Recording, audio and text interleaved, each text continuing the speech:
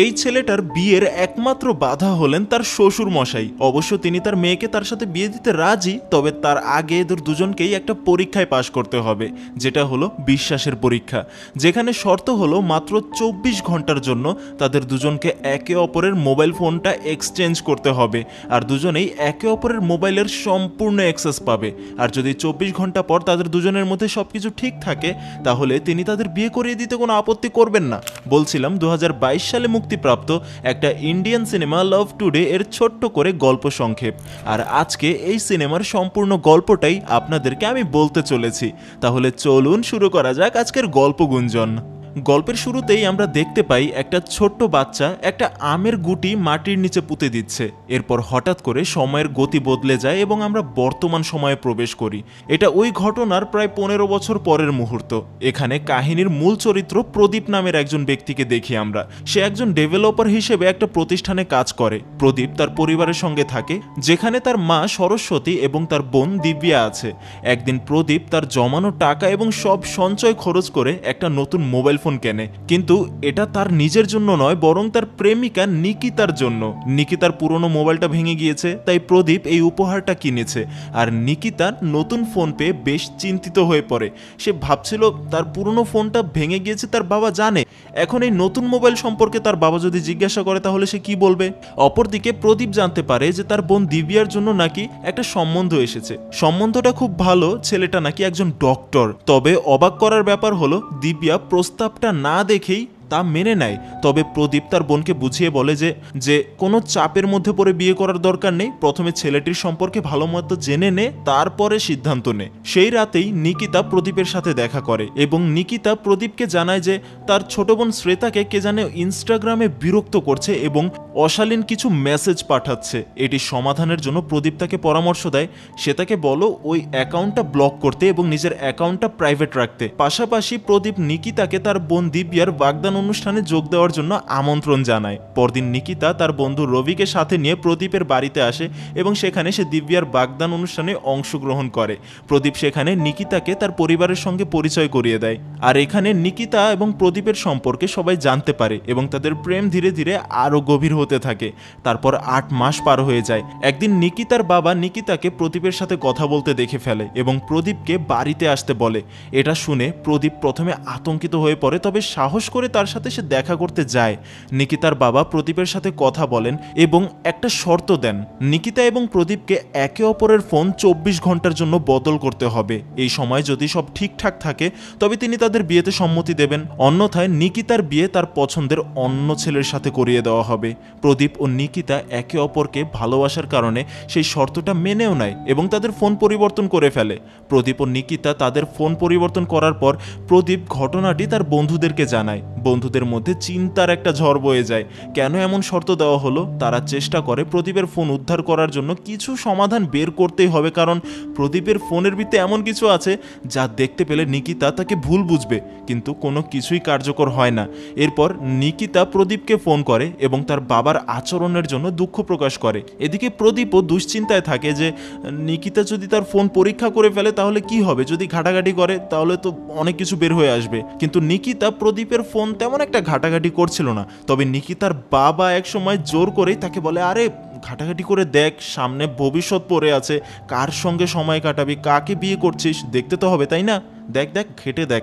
যার কারণে একদিকে নিকিতা তার বাবার প্রেসারে পড়ে প্রদীপের ফোনটা ঘাটতে শুরু করে, আর অপরদিকে প্রদীপ তার বন্ধুদের প্রেসারে পড়ে নিকিতার ফোনটা ঘেটে ঘেটে দেখতে শুরু করে। বলা যায় পরিস্থিতির চাপেই তারা দুজন একে অপরের ফোন চেক করতে বাধ্য হয়। এরপর দৃশ্যটা সেই ছোট্ট ছেলেটার কাছে ফিরে যায়, অর্থাৎ সেই অতীতের সময়টাতে। সে মাটির নিচ থেকে আমের গুটিটা বের করে এবং তাতে কোনো পরিবর্তন দেখতে না পেয়ে রাগ করে তা ফেলে দেয়। মনে হয় সে মাটিতে পুঁতে পরদিনই আম খাওয়ার জন্য আশা করছে।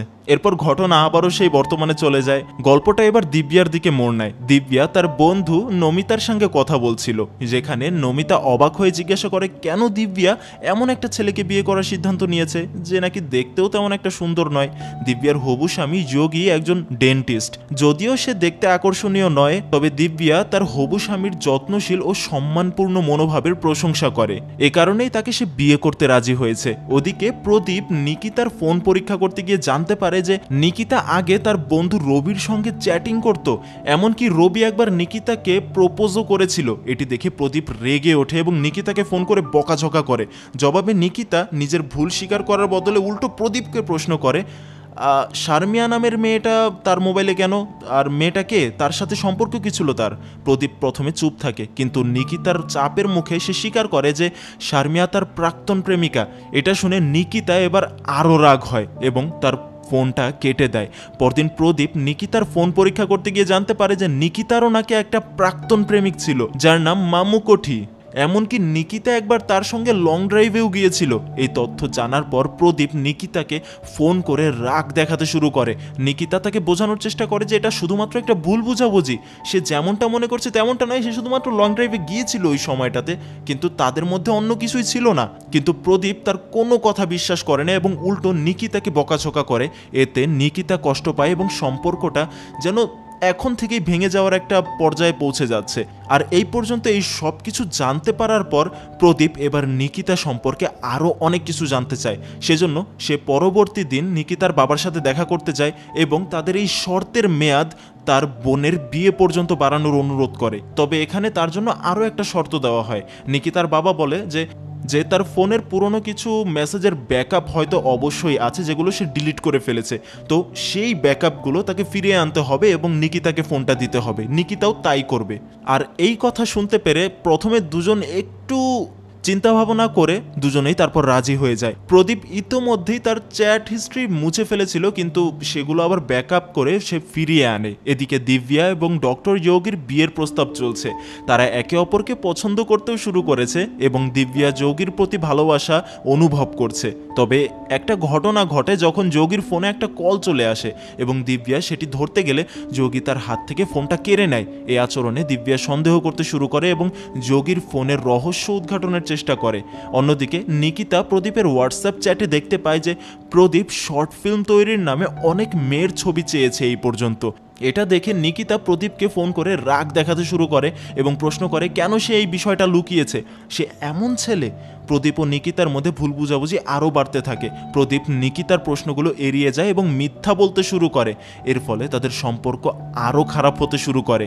পরদিন দিব্যার মেহেদি অনুষ্ঠানের দৃশ্য দেখানো হয়। প্রদীপ তার বন্ধুদের সাথে পার্টি করছিল। হঠাৎ তার বন্ধু দীনেশ আসে সেখানে এবং প্রদীপের কলেজ জীবনের একটা ঘটনা মনে পড়ে যায় যে সে একবার একটা ভুয়া ইনস্টাগ্রাম অ্যাকাউন্ট তৈরি করেছিল একটা মেয়ের নামে, যা পরবর্তীতে অনেক ছেলেরাই সেটাকে নিজেদের ফোনে লগ ইন করে নিজেদের বিভিন্ন বাজে বাজে উদ্দেশ্য পূরণ করতে শুরু করেছিল ওই অ্যাকাউন্ট দ্বারা। বুঝতেই পারছেন আমাকে বিস্তারিতভাবে বলার কিছু নেই। আর এই বিষয়টা তার যখন মনে পড়ে যায় তখন তার এটাও মনে পড়ে যায় যে সেই অ্যাকাউন্টটা এখনও তার ওই ফোনে লগ ইন করা আছে। অপরদিকে নিকিতা প্রদীপের ব্রাউজার হিস্ট্রি পরীক্ষা করতে থাকে এবং কিছু অস্বস্তিকর তথ্য খুঁজে পায়। তবে সে এখনও প্রদীপের ভুয়া ইনস্টাগ্রাম অ্যাকাউন্ট সম্পর্কে কিছু জানে না। নিকিতা আরও জানতে পারে যে প্রদীপ তাকে যে কুকুর ছানাটি উপহার দিয়েছিল সেটি আসলে সাফা নামের একটা মেয়ের কাছ থেকে সে পেয়েছিল। এটি জানার পর নিকিতা আরও সন্দেহ করতে শুরু করে যে সাফা আবার কে। পরবর্তীতে প্রদীপ ও নিকিতা দেখা করে তাদের ভুল বুঝাবুঝি সমাধানের চেষ্টা করে, কিন্তু প্রদীপের বন্ধু ভাস্কর তাকে জানায় যে তার ভুয়া ইনস্টাগ্রাম অ্যাকাউন্ট অন্য মোবাইল থেকেও নিয়ন্ত্রণ করা যেতে পারে। প্রদীপের ফোনে একটা ওটিপি আসে যা দেখে নিকিতার সন্দেহ আরও বেড়ে যায়। নিকিতা তার বোন শ্বেতাকে যে অশ্লীল বার্তা পাঠানো হয়েছিল তার জন্য প্রদীপের অ্যাকাউন্টটাকে দায়ী করে। সে মনে করে যে নিকিতার ছোট বোনকে যেই মানুষটা এইসব খারাপ খারাপ মেসেজ পাঠাচ্ছিল সেটা অন্য কেউ নয়, প্রদীপ, কারণ ওই অ্যাকাউন্টটা তার মোবাইলে লগ ইন ছিল। কিন্তু নিকিতা তো এটা জানে না এই অ্যাকাউন্টটা শুধু এই মোবাইলে নয় বরং তাদের ব্যাচের সবার মোবাইলে লগ ইন ছিল, যার কারণে নিকিতা শুধুমাত্র প্রদীপকেই সন্দেহ করে যে হ্যাঁ প্রদীপ এই কাজ করেছে তার বোনের সাথে। প্রদীপ তাকে বোঝানোর চেষ্টা করে যে হ্যাঁ কোনো এক সময় সে অনেক বাজে বাজে কাজ করেছে কিন্তু এখন সে ভালো হয়ে গিয়েছে, এই ধরনের কাজ এখন সে করে না। কিন্তু নিকিতা রাগান্বিত হয়ে প্রদীপকে একটা চর মেরে বসে। রবি যখন নিকিতা এবং প্রদীপের মধ্যে হস্তক্ষেপ করার চেষ্টা করে তখন প্রদীপ রাগান্বিত হয়ে রবিকে সবার সামনে মারতে শুরু করে। এরপর নিকিতা আর প্রদীপ সেখান থেকে চলে যায়। অপমানিত প্রদীপ তার বন্ধুদের কাছে ফিরে যায় এবং তাদের উপর সে তাকে অশ্লীল বার্তা পাঠানোর অভিযোগ তুলে যে তোদের মধ্যেই কেউ একজন এই কাজ করেছে, বল কে করেছিস। সে তাদের সেখান থেকে চলে যেতে বলে। এদিকে দিব্যার বিয়ের অনুষ্ঠানে সে তার হবু স্বামী যোগীর উপর সন্দেহ করতে শুরু করে। তাদের মধ্যে তর্ক শুরু হয় কেন তার ফোনটা একটু দেখতে গেলেই সে এমন করে এবং প্রদীপ তার বোনের সমস্যা সমাধান করতে যোগীর ফোনটা কেড়ে নেওয়ার চেষ্টা করে, কিন্তু তখনই প্রদীপের মা এসে তাকে থাপ্পড় মারে যে আরেকজনের প্রাইভেসি নষ্ট করার তোর কোনো অধিকার নেই। এতে প্রদীপ আরও ভেঙে পড়ে এবং তার মা সরস্বতী পরবর্তীতে নিকিতা এবং তার সম্পর্কে জিজ্ঞাসা করে যে কি হয়েছে তোদের মধ্যে, কেন এরকমটা করছিস। তখন নিকিতা আর তার সম্পর্কে প্রদীপ তার মাকে সবকিছু খুলে বলে। প্রদীপের মা তাকে বোঝান যে প্রতিটি মেয়ের জন্য তার সম্মান খুবই গুরুত্বপূর্ণ এবং প্রতিদিন তাকে বিভিন্ন সমস্যার সম্মুখীন হতে হয়। তিনি প্রদীপকে আরও বলেন নিকিতার প্রতি শ্রদ্ধাশীল হতে এবং তাদের সম্পর্কের মধ্যে বিশ্বাস রাখতে। এই কথাগুলো শুনে প্রদীপ এবার তার ভুল বুঝতে পারে। এরপর দিব্যার হবু স্বামী যোগী একান্তে তার ফোন না দেওয়ার কারণ ব্যাখ্যা করে প্রদীপের সাথে। সে বলে তার বন্ধুরা তার চেহারা নিয়ে সবসময় মজা করত এবং তার ফোনে কিছু চ্যাট এবং ছবি রয়েছে যা সে দিব্যাকে দেখাতে চায় না, কারণ এতে করে দিব্যার মধ্যে খারাপ প্রভাব পড়তে পারে। তার বন্ধুরা যে সবসময় তাকে নিয়ে মজা করতো এটা দিব্যা জানতে পারলে তারও খারাপ লাগবে, যার কারণে সে দিব্যাকে ফোনটা ধরতে দেয় না। আর এই সমস্ত কথা তখন প্রদীপের মোবাইল থেকে ডিরেক্ট কলের মাধ্যমে দিব্যা শুনতে পায়, আর সেও নিজের ভুল বুঝতে পারে আর যোগীর প্রতি তার বিশ্বাস আর ভালোবাসা আরও বেড়ে যায়। প্রদীপ তার বন্ধুদের কাছে ফিরে গিয়ে তার ভুলের জন্যও ক্ষমা চায়, কিন্তু তার পরবর্তীতেই একটা বড় সমস্যা হয়ে যায়। হঠাৎ করে পুরো এলাকায় একটা এমএমএস ভিডিও ভাইরাল হয়ে যায় যেখানে ওই মেয়েটা অন্য কেউ নয় বরং নিকিতা। আর এই বিষয়টা দেখে সবাই খুবই গভীরভাবে আঘাত পায়। নিকিতার বাবার কাছেও বিষয়টা চলে আসে এবং সেও গভীরভাবে আঘাত পান। তিনি রাগান্বিত হয়ে নিকিতাকে শাস্তি দেন এবং এই ঘটনায় নিকিতা কষ্ট পেয়ে বাড়ি থেকে বেরিয়ে যায়। তার বোন শ্বেতা প্রদীপকে খবর দেয় এবং প্রদীপ নিকিতাকে খুঁজতে বের হয়। প্রদীপ একটা গাছের কাছে পৌঁছায় যেখানে গল্পটি আবারও সেই অতীতে ফিরে যায়। আমরা সেই ছোট্ট ছেলেটিকে দেখি যে বারবার আমের গুটি মাটির নিচে পুঁতে দেয় এবং তা বের করে। তার মা তাকে বোঝায় যে বিশ্বাস রাখলে একদিন এই গুটি থেকে গাছ হবেই। তাহলে বুঝলেন ওই ছেলেটা আসলে প্রদীপই ছিল এবং তার মায়ের কথা মতোই আজ সেই গাছটা বড় হয়ে গিয়েছে। প্রদীপ অবশেষে নিকিতাকে খুঁজে পায়। নিকিতা কাঁদতে থাকে এবং তার ভুলের জন্য প্রদীপের কাছে ক্ষমা চায়। সে বলে যে ওই মেয়েটা আমি নই, কেউ আমার সাথে বিশ্বাসঘাতকতা করছে, কেউ আমাকে ফাঁসানোর চেষ্টা করছে। প্রদীপও তার ভুলের জন্য দুঃখ প্রকাশ করে এবং তাকে বিশ্বাস করে যে না, সে এমন কাজ কোনোভাবেই করতে পারে না। তারা একে অপরকে জড়িয়ে ধরে। এদিকে পরবর্তীতে প্রদীপ তার বন্ধুদের সাথে সেই অপরাধীকে ধরে ফেলে যে এআই ব্যবহার করে নিকিতার চেহারা লাগিয়ে এমন একটা বাজে ভিডিও তৈরি করেছিল। মূলত সে নিকিতার অফিসের একজন কর্মচারী যিনি ভিডিও পরিবর্তন করে নিকিতার সম্মানহানি করেছে। তাকে পুলিশের হাতে তুলে দেওয়া হয়। তারপর সব ঠিকঠাক হওয়ার পর প্রদীপ নিকিতার বাবার সাথে দেখা করে। তার বাবা জানান তিনি তাদের ফোন পরিবর্তন করিয়েছিলেন ভবিষ্যতের সম্পর্কের দূরত্ব চ্যালেঞ্জ মোকাবেলা করার জন্য। তিনি তাদের বিয়েতে সম্মতি দেন এবং তাদেরকে বলে আমি বিশ্বাস রাখি যেহেতু এখন এই বিষয়টা সম্পর্কে তোরা সামলে ফেলেছিস, সামনে সমস্যা হবে না। আর এভাবেই তাদের বিয়ের সম্মতির মাধ্যমে শেষ হয় আজকের সিনেমা। তা কেমন লাগলো আজকের গল্পটা সেটা কমেন্ট করে জানাতে পারেন। সত্যি বলতে বিশ্বাস জিনিসটা মারাত্মক একটা জিনিস, যেখানে যদি একটু আঘাত পায় তাহলে বিশাল বড় একটা বিস্ফোরণ হতে পারে। তাই এই বিষয়টা নিয়ে একটু সাবধান থাকবেন। আর আজকের ভিডিওটা লাইক করে দিতে পারেন, নতুন হলে সাবস্ক্রাইব করেন। আর এই যে স্ক্রিনে ভেসে উঠেছে এমনই আরেকটা ভিডিও যেখানে আপনি একদম 100% অর্গানিক অরিজিনাল ঘর জামাইয়ের গল্প শুনতে পাবেন। ক্লিক করে দেখা শুরু করতে পারেন। আর গল্পটা আপনি এ পর্যন্ত দেখেছেন সেজন্য আপনাকে অনেক ধন্যবাদ।